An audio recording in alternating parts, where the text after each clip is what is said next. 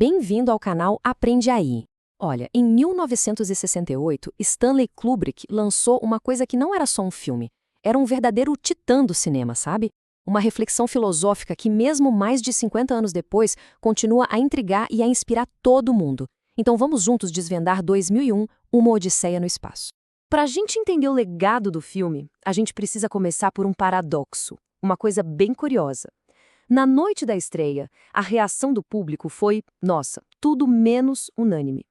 Centenas de pessoas confusas com o ritmo lento e a história super enigmática simplesmente levantaram e foram embora no meio da sessão.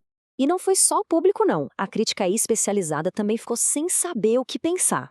As primeiras resenhas foram bem mistas, sabe? Muitos chamaram o filme de pretensioso, de chato, de incompreensível. Eles simplesmente não sabiam o que fazer com o filme de ficção científica que se recusava a seguir as regrinhas do gênero.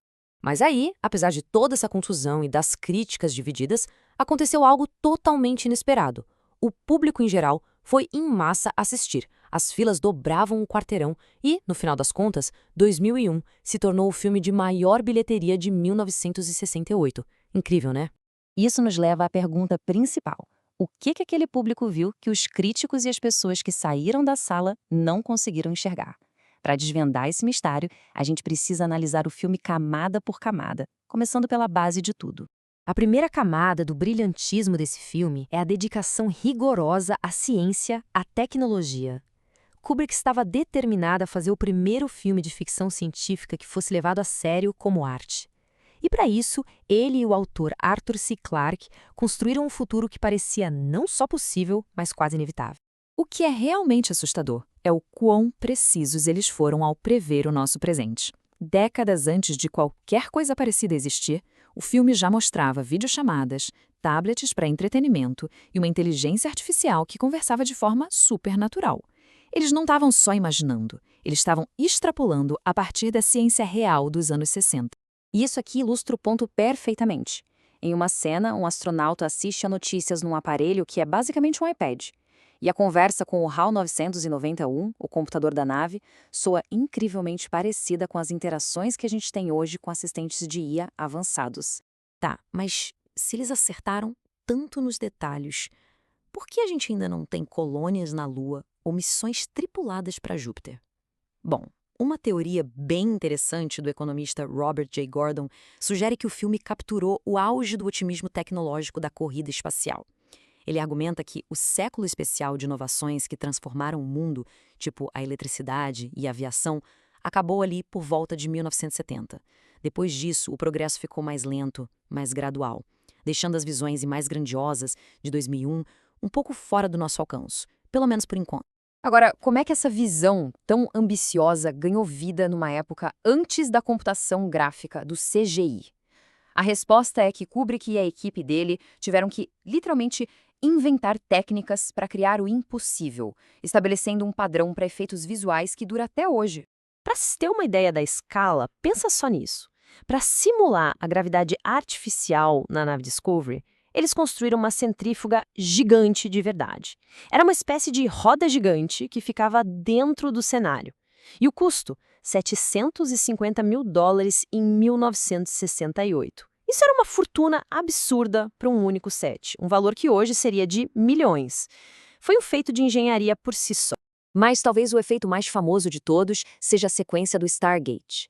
Para criar aquela viagem alucinógena, o supervisor de efeitos, Douglas Trumbull, inventou uma técnica chamada slit scan. Era um processo mecânico, super meticuloso, que usava longas exposições e movimentos precisos de câmera para criar aqueles corredores de luz que nunca tinham sido vistos no cinema antes. E a Gravidade Zero foi a representação mais realista já vista até aquela época. E como eles conseguiram? Com uma mistura de física, muita criatividade e uns truques de câmera geniais. Um dos segredos era pendurar os atores em cabos e filmar eles de baixo para cima. Assim escondia os fios e criava uma ilusão perfeita de que eles estavam flutuando. Mas olha, a tecnologia e os efeitos visuais são só o esqueleto do filme. O verdadeiro coração de 2001 está nas suas ideias filosóficas sobre evolução, inteligência artificial e qual é o lugar da humanidade no universo. E nenhum personagem resume melhor essas ideias do que o HAL 900, a inteligência artificial da nave. A famosa recusa dele em abrir as portas da cápsula para o astronauta é, sem dúvida, um dos momentos mais arrepiantes da história do cinema. Levanta um monte de questões sobre consciência e os perigos de uma lógica sem emoção nenhuma.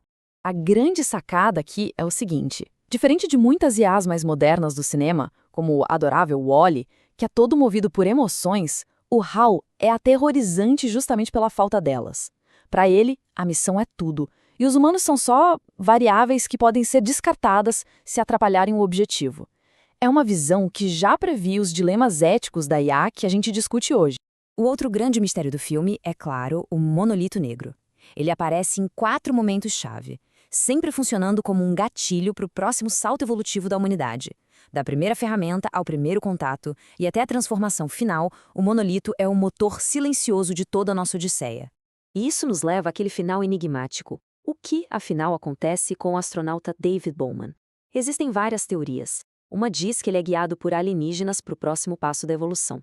Outra, que o próprio Kubrick chegou a mencionar, é que ele é colocado numa espécie de zoológico humano por seres de pura energia para ser estudado. E a terceira, talvez a mais poética, é que ele transcende a forma humana e se torna o filho das estrelas, o próximo estágio da consciência. Pois é, essa combinação de mistério, de escala e de ambição técnica criou um eco que ressoa no cinema até hoje. A influência de 2001 é simplesmente inegável. Dá pra ver isso em todo lugar, de Interestelar, do Christopher Nolan, com a sua própria versão do Stargate, até A Chegada, cujas naves alienígenas lembram muitos monolitos. A marca de 2001 tá por aí. Até mesmo a Pixar homenageou o AL 900 em Wall-E. O filme não só mudou a ficção científica, ele deu ao cinema uma nova linguagem visual para falar do grandioso e do desconhecido. E isso tudo nos traz de volta ao presente. Talvez as previsões mais grandiosas de Kubrick e Clarke não estivessem erradas, só otimistas demais com o prazo. Talvez, como o filme sugere, a humanidade só precise do empurrãozinho certo para dar o próximo salto. A questão que fica no ar é: será que o futuro de 2001 ainda está à nossa frente? Só um pouco atrasado?